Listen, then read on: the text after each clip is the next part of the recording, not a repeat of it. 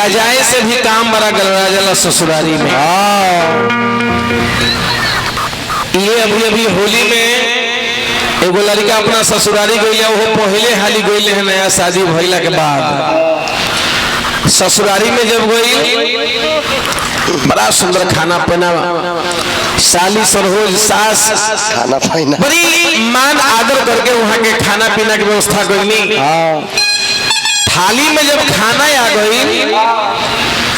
तो साली कहत नहीं कि अब मेहमान जी अब खाइए ना, खाइए। मेहमान तब मेहमान चूल्हा के नेता कतनी मेहमान अब कौर उठावत ना, तो साली सोचनी दाल भात तरकारी ऊपर से घीओ रखा गई, मैं चूल्हा के ने कहे ताकतनी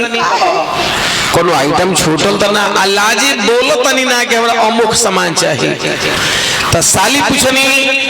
कि पाहुन रवा काहे ना खा रहल बनी, लजाए के कौन कारण बा? कहले कि लजा ना रहल बनी, तो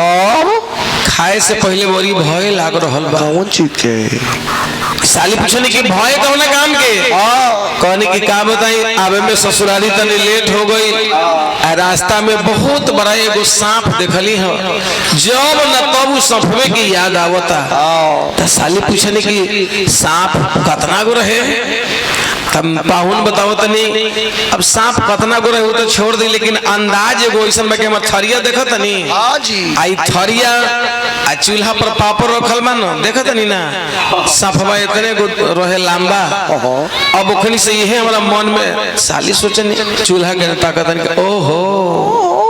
घी रखा गई बा, बाकी पापड़ हो चूल्हे पर, ऐसे मेहमान जी खा नहीं रहे हैं। अब इनका कितनी बढ़िया व्यवस्था कर खिया जाए, दौड़ गई पापड़ देनी, मेहमान देनी सटा सट एकदम 5 मिनट में पूरा लोटा के पानियों खाली कर। तो एगो लालू जी पर गीत हमारा भाई के फरमाइश बा, पहले सुनल जाओ आ तब एक बाद भगवान राम जी के जन्म के महीना हो, एक लाइन वो में से सुना कर चैता के आनंद अभी अभी चारा घोटाला में लालू जी के कुछ मुद्दई लोग फंसा दिले, अपन बन के दुश्मनी के काम कैले हो। चारा घोटाला में जब वहां के पहुंच गई तो एक दिन राबड़ी माई अपना दोनों पुत्र तेजस्वी या तेज प्रताप से कहा कहतनी, गीत के भाव लगल।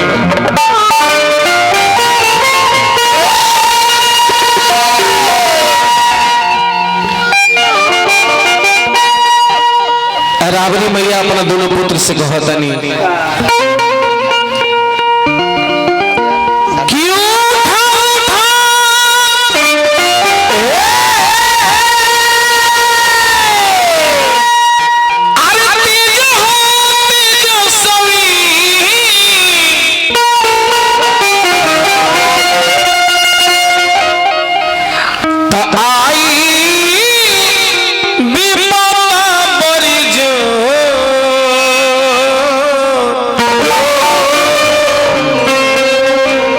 मैया अपने दोनों पुत्र से बताओ तनी कि आई विपत्ति पर जो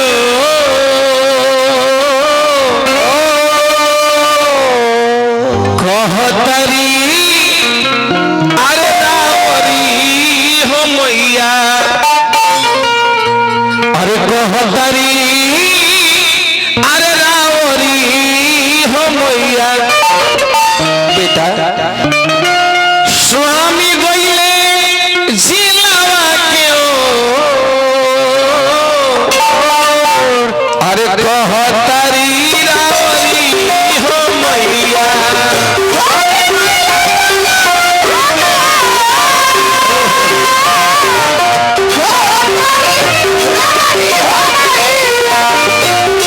रावरी मैया अपने दोनों पुत्र के समझावत नहीं कि अब के लड़ाई की लड़े के बाद हमारे स्वामी के दुश्मन मुगल चारा घोटाला में सब लोग मिल के कैले, लेकिन हित बन के हमारे स्वामी के फंसा दिले।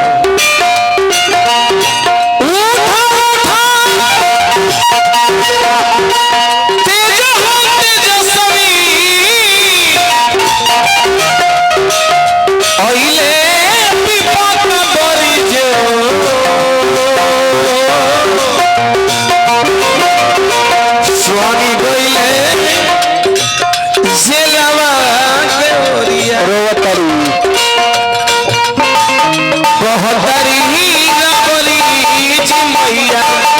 रोवतारी रतरी जी मैया स्वामी गइले सिलावा क्यों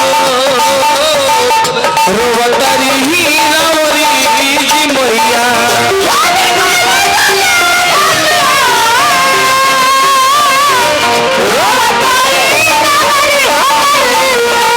स्वामी गइले सिलावा क्यों हतारी रावरी मैया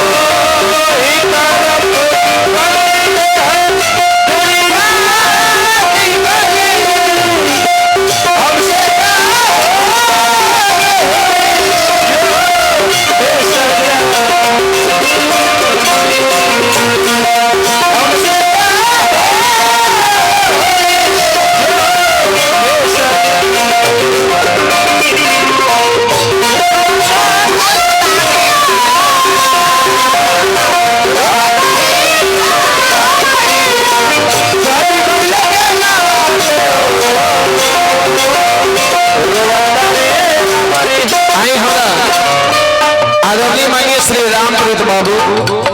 मैनेजर साहब चलिए लालू जी के गीत पर खुश हो वहाँ के पुरस्कार भेजनी है सैकड़ों सैकड़ों रुपया अभिनंदन बा वंदन बा औरी राबरी मैया अपना दोनों पुत्र से का कहतनी तनिए बात पर मनन करे के नेता बहुत होई विधायक लोग बहुत होई हैं लेकिन हमारे लालू जी एगो ऐसा हुए कि देश तो देश और विदेश में भी इनकर चर्चा लोग कर रहा है वो लालू जी ऐसे एक बार हमें के तन मन से हालांकि काम तो भी अब की हाल फरियाई है बाकी मुदई लोग थोड़ा सा करवा देना तो अपन बिहार में लालू के झंडा फहरा जाए कहत नहीं हके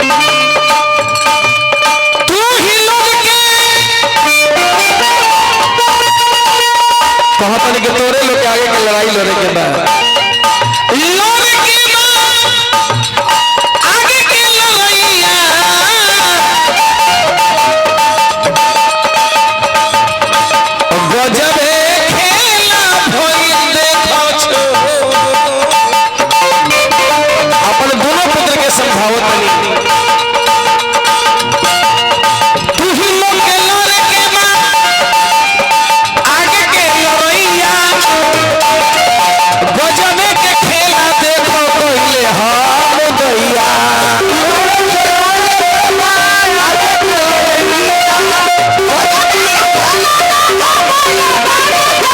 बेटा तेजस्वी तेज प्रताप अभी आगे के लड़ाई जौन हम राघोपुर क्षेत्र से अपन बिहार के आन बान शान तोरे हाथ में हला बचावे के बाद तू ही लोग के लड़े के बाद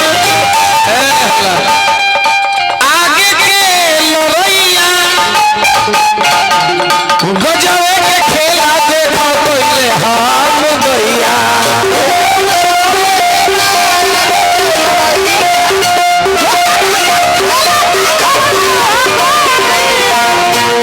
तेजस्वी उठ जा जनता के ओर उठ जा अरे जनता के भीरवा बतिया बतावे करज खोज करे पीछा जा गरीब